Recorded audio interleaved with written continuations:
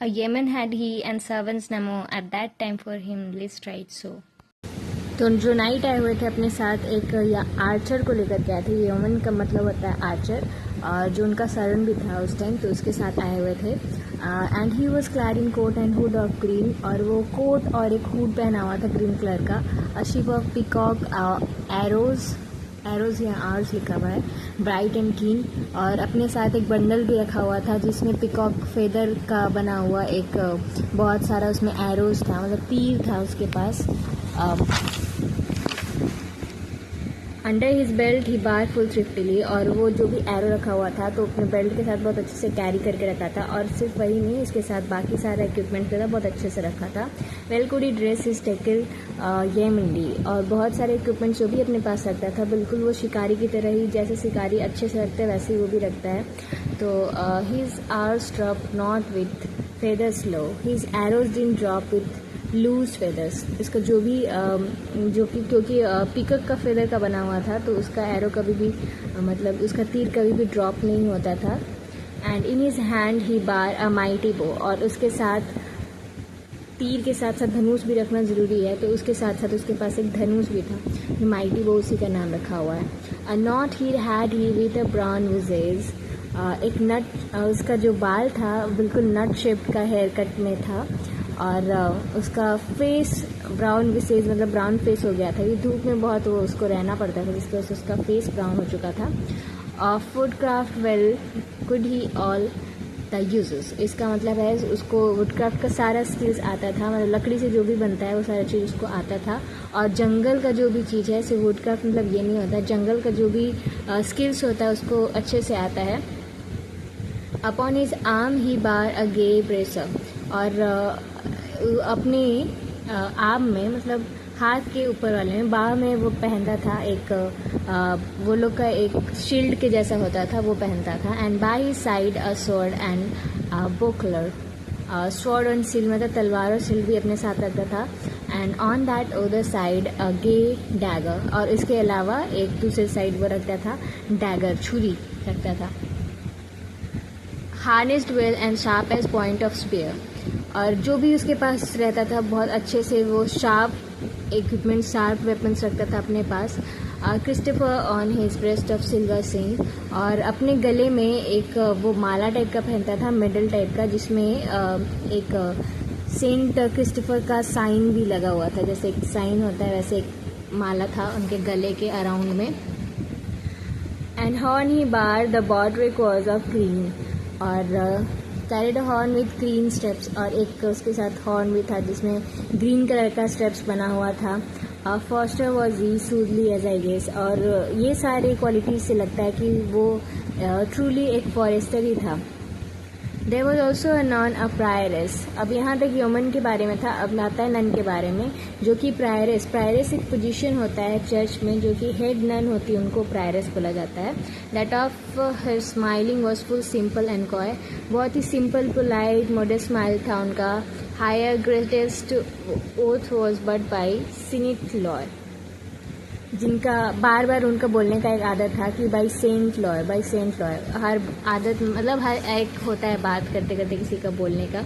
And C was क्लेप्ड madam एग्लिंगटिन, और उनको सब लोग बोलता था मैडम एग्लिंगटिन। फुल व्हील सी सॉन्ग सर्विस डिवाइन, और जो भी उनका सर्विस का प्रेयर रहता था, मतलब प्रेयर चर्च में जो गाती थी वो बहुत अच्छे से गाती थी।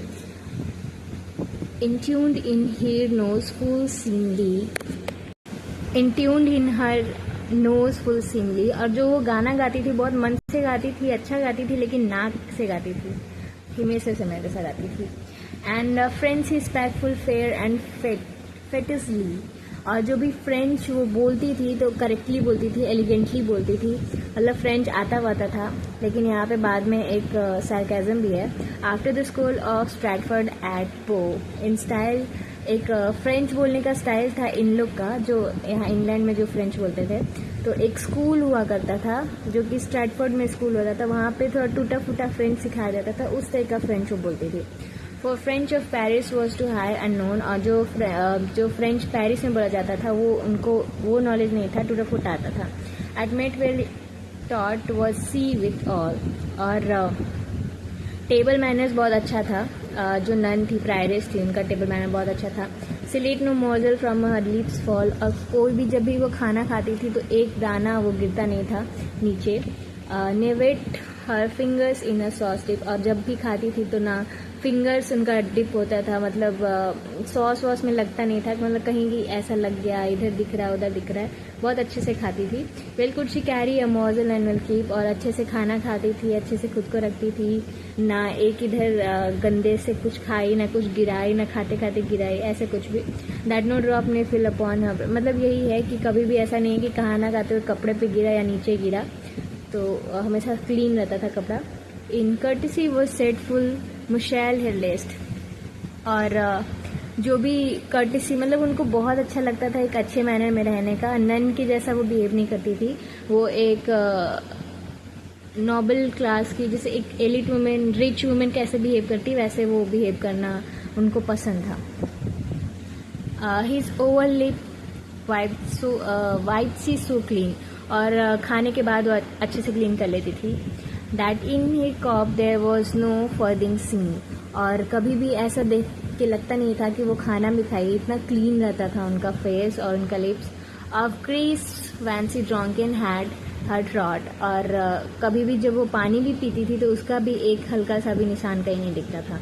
Full seemly after her make सिरॉथ, प्रॉपरली खाना खाती थी, प्रॉपरली पीती थी, ठीक है। And secondly she was of great disport, और बिहेवियर वाइज सर्टेनली होता है, सिकेली मतलब सर्टेनली उनका जो बिहेवियर था बहुत अच्छा, चीयरफुल बिहेवियर था, मतलब हंसी खुशी वाली इंसान थी।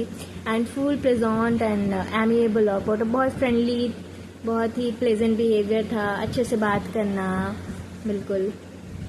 And pain her to counterfeit cheer, और वो हमेशा ट्राई करती थी कि जैसा भी एक नोबल क्लास, जैसा एक एलिट क्लास बिहेव करता है वैसा बिहेव करे, of court and to be in statuses of manner, और वही है कि जैसे उनका रिच लोग बिहेव करते हैं वैसा वो उस मैनर को वो इमिटेट करने की कोशिश करती थी। And to be in holden digne of reverence and behave in such a way to be respected, ये जो भी था इनका बिहेवियर वो इसीलिए रहता था कि सभी लोग उनका बहुत अच्छा रेस्पेक्ट करें।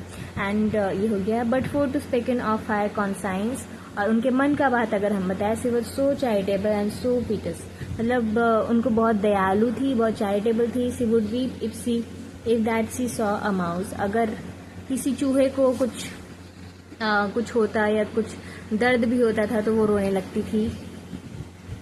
यहाँ हो गया ना, caught in a trap it were dead और ब्लड, मतलब कभी भी वो चूहे को देखती थी कि अगर वो ट्रैप में फंस गया है या फिर डेथ हो गया है या ब्लीडिंग उसका हो रहा है तो रोने लग जाती थी। अब स्मेल हॉर्न्स had she that she fed, और हमेशा मतलब अपने एक छोटे सा एक पेट डॉग था, मतलब डॉग था, पेट डॉग था, और हमेशा उसको अपने हाथ से खाना खिलाती थी, और कभी भी अगर उसको कुछ भी होता था तो उसके लिए भी वो रोना स्टार्ट कर देती थी। विथ रोस्टेड फ्लेश और मिल्क एंड मसल ब्रेड, मतलब white bread, roasted flesh, milk, जो कि रिच लोग अफोर्ड कर पाते थे वो अपने वो पेट डॉग को खिलाती थी। बट सोर wept see if own of him were dead, मतलब बहुत गंदे तरीके से रोती थी अगर उनका कोई भी पेट डॉग का डेथ हो जाता था। और if man smooth it with yardsman, अगर कोई उनको छड़ी भी दिखा देता था या फिर छड़ी से पीटता या दिखा भी देता था उसमें भी वो बहुत रोती थी। And all was conscience and tender heart, and all of this came from her tender heart full seemly her wimple pinched watch. और उनका हेड कवरिंग के बारे में बोला गया है। विम्पल जो होता है वो हेड कवरिंग है, तो मतलब वो नन लोग ऐसे पहने रहती है बाल में, सर में ऐसा, तो वो बहुत अच्छे से क्या बोलते हैं, बहुत अच्छे से लाइन में लाइन, बिल्कुल जैसे मोड़ा मोड़ा वाला नहीं, बहुत अच्छा से दिखता था। तो यही बोल रहा है कि जिनका विम्पल तो बहुत अच्छे से रहता था। हर नोज टोटिस हर आइन ग्रीन एज ग्लास, और उनका नाक, मतलब अब यहाँ पे फेशियल अपीयरेंस के बारे में बताया जा रहा है, फीचर्स के बारे में बताया जा रहा है। तो नोज भी बहुत अच्छे से वेल फॉर्म था, आईज बहुत ब्राइट था, ग्रे और ब्राइट था, चमकता था शीशे के जैसा। हर mouth full small and the soft and red, और उनका छोटा सा मुंह था और और सॉफ्ट और रेड कलर का था बिल्कुल। But sickly she had a fair forehead, और उनका जो माथा था वो थोड़ा वाइड था, जैसे श्रद्धा कपूर का है ना वैसा। It was almost a span broad I trow, और उनका जो वही बोल रहा है कि एक कम से कम बहुत मतलब चौड़ा था for head. For hardly see was not underground, ऐसा बोला जाता है कि बहुत अच्छा उनका फीचर्स था, कोई ऐसा नहीं बोल सकता कि अंडरग्राउंड है, अच्छा था। Full fittings was her cloak as I was ware, और वो जो कपड़ा पहनती थी वो भी बहुत अच्छे से नीट एलिगेंट लगता था देखने में। और small curl about high arms bar, और अपने आर्म में एक स्मॉल कोरल बीड्स का बना हुआ एक डेकोरेटिव ऑर्नामेंट पहनती थी। Pair of beads corded all with green, जो कि डेकोरेटेड था ग्रीन बीड से। And there on hang a brooch of gold full sheen, और उसी के साथ साथ एक ब्रूच भी एक रहता था। एक क्या बोलते हैं उन लोग जो नन्स होती है उनके हाथ में एक डिवाइस ऐसा कुछ रहता है, जो क्रिश्चियन लोग होंगे वो लोग जानेंगे। और वो जो बना हुआ था वो जैसे हम लोग माला जपते हैं वैसा ही होता है। तो वो ग्रीन बीड्स का बना हुआ था, और उसमें एक ब्रूच भी लटका हुआ था जो कि गोल्ड का था। On which there was first write crowned A, और उसमें एक ए लेटर लिखा हुआ एक बड़ा सा जो था वो बना हुआ था। And after a more विंसिट Omnia, और उस मतलब ये ए से जो लिखा हुआ है इसका मतलब ये हो सकता है कि लव कनकर ऑल थिंग्स। कहाँ तक हो गया? 159 60। यहाँ तक तो इनके बारे में हो गया, प्रायरेस के बारे में। अब है एक दूसरी नन है, another nun with high had she, उसके साथ साथ एक और नन आई हुई थी।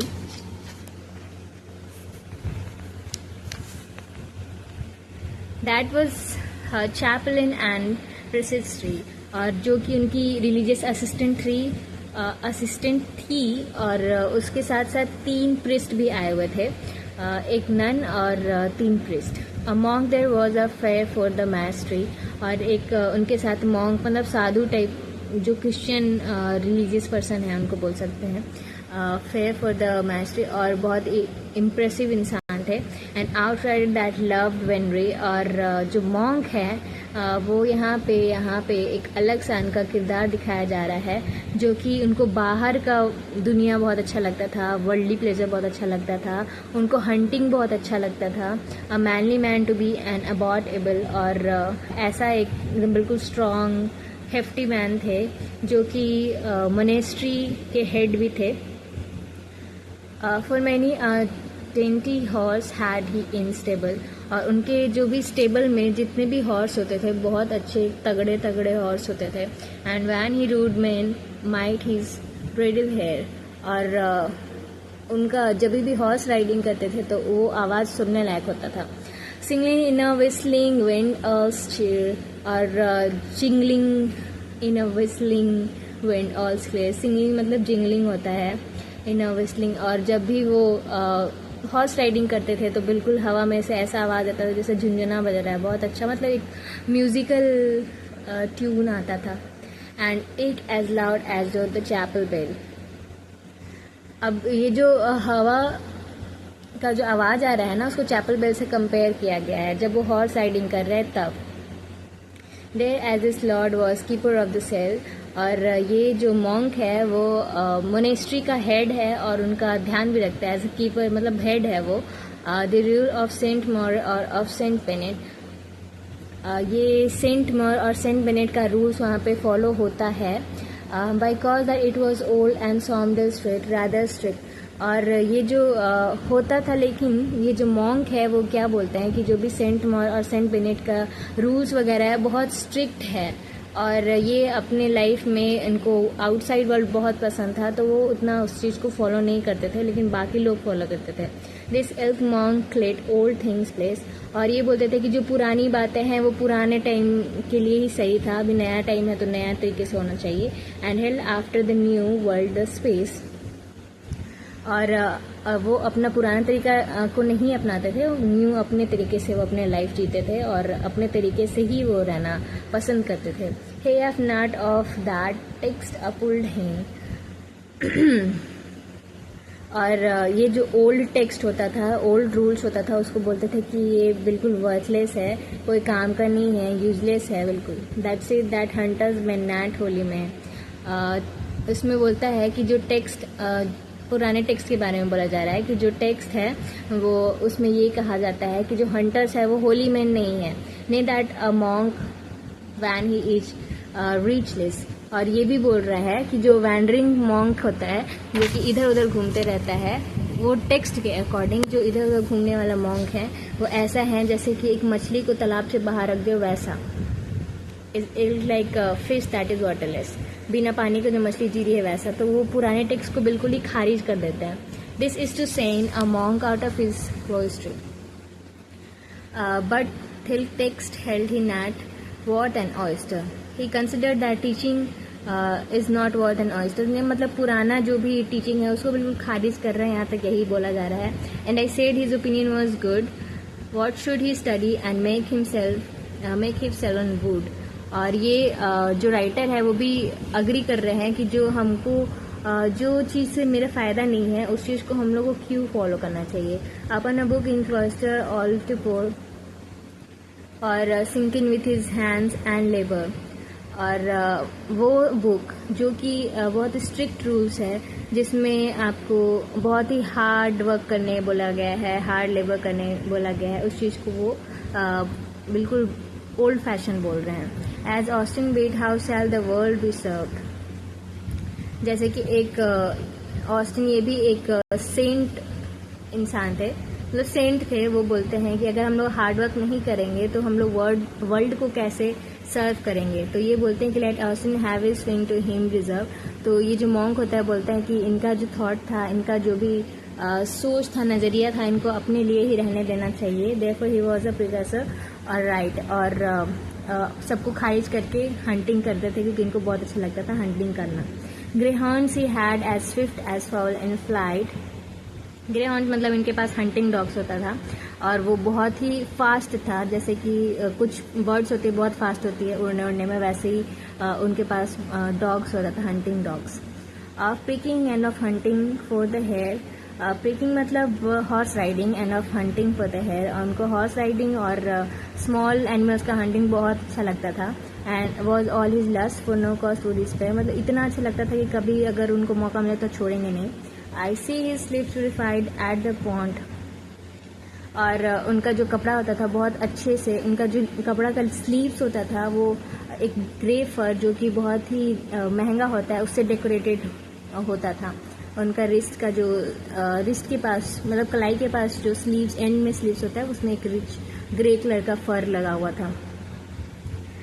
विथ ग्रेज फिर से वही आगे. With grays and that finest of land. मतलब कि बहुत ही कीमती था, फाइनेस्ट बना हुआ था, इतना महंगा था, उसको वो पहनते थे. And for to fasten his hood under his chin. और एक उनका जो हुडी वो लोग पहनते थे, एक कपड़ा कोट के जैसा ही बाहर से जो लटका टाइप का रहता है वो पहनते थे. तो उसको वो बांधने के लिए एक बटन जो होता है ना वो गोल्ड का पिन लगा हुआ था उसकी जगह पे वहाँ पे. और a love knot in the greater end. और एंड में एक लव नॉट भी बना हुआ था उसमें. His head was bald that shone as any glass. उनका जो माथा था बाल्ड था थोड़ा, तो बहुत चमकता था बिल्कुल ग्लास की जैसा. And it his face as he had been anoint. और बहुत ही शाइनी फेस था उनका. He was a lord full fat and good point. मतलब कंडीशन में बहुत अच्छा, हेल्दी इंसान, खाने पीने वाला इंसान, बाहर का लाइफ एंजॉय करने वाला इंसान. तो 200 लाइन यहाँ तक तो हो चुका है. नेक्स्ट में आगे पढ़ाएंगे नेक्स्ट वाले वीडियो में. तो ये मॉन्क का बहुत ही महंगा ख्वाहिश रहता था, ज़िंदगी अच्छे से जीना चाहता था, बिल्कुल काटना नहीं चाहता था कि हार्ड वर्क करके. वो एंजॉय करने वाला इंसान था.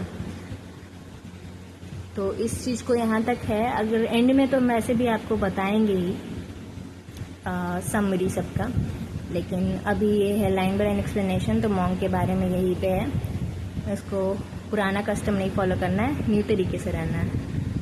ठीक है, ये 200 लाइन हो चुका है यहाँ तक. नेक्स्ट में हम यहाँ से यहाँ तक पढ़ाएंगे। चलो, थैंक यू।